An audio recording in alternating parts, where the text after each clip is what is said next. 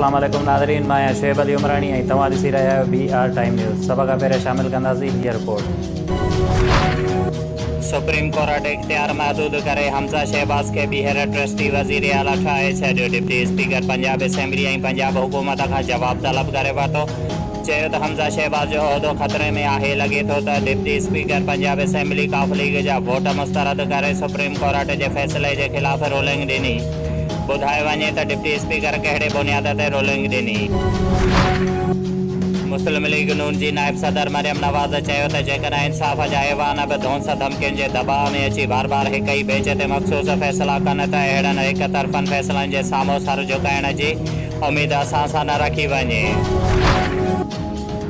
मुस्लिम league काफ जे सदर चौधरी शुजात हुसैन चयो त उन जो इदारनि सां 30-40 सालनि खां वास्तो आहे। तनक़ीद करणु अलॻि ॻाल्हि आहे, पर इदारनि जे ख़िलाफ़ शर्मनाक ज़बान जी इजाज़त नथी ॾेई सघिजे। मुहिब वतन पाकिस्तानी अहिड़ी ॻाल्हि ॿुधनि त मौक़े ते उन्हनि जो मुंहुं टोड़े छॾनि।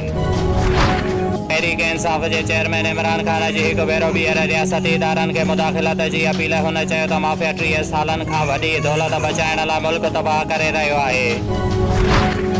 सिंध शागिर्द सभा पारां सिंध अंदरि दावरी आबादकारी ख़िलाफ़ नवाब शाह प्रेस क्लब अॻियां एहतिजाजी मुज़ाहिरो कयो वियो। उन ई मौक़े ते मीडिया सां ॻाल्हाईंदे जानिब वसाण बाबिर डायरी जिस्कम जे अॻवान हनान अब्बासी, हसन खोखर, काशिफ लाखोर, फरहान गोसो ऐं ॿियनि चयो त सिंध अंदरि लखनि जी तादाद में धारियुनि जी आबादकारी मुनज़िम अंदाज़ सां कई पई वञे। जेका धारी आबादकारी सिंध जे डेमोग्राफीअ खे तबाह करे पई, तंहिं तबाहीअ जी ज़िमेवारी में सिंध जो कराची शहर, कोहिस्तान जा जाबलू पट्टीअ में DH ऐं बहरिया हिकु वॾा मिसाल आहिनि।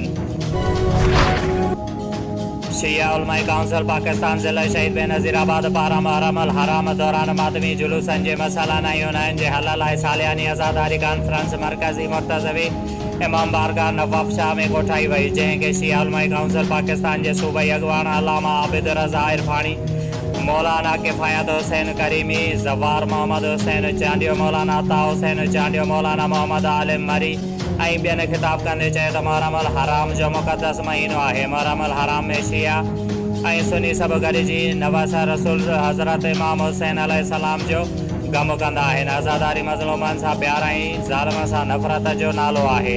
आज़ादारी कंहिं फ़िरक़े जे ख़िलाफ़ न आहे। आज़ादारी ज़ालिमनि जे ख़िलाफ़ ऐं मज़लूमनि सां हिमायत में कई वेंदी आहे। शुएब अली उमराणीअ खे ॾींदा इजाज़त। वधीक ख़बरुनि ऐं अपडेट्स लाइ ॾिसंदा रहो BR टाइम न्यूज़।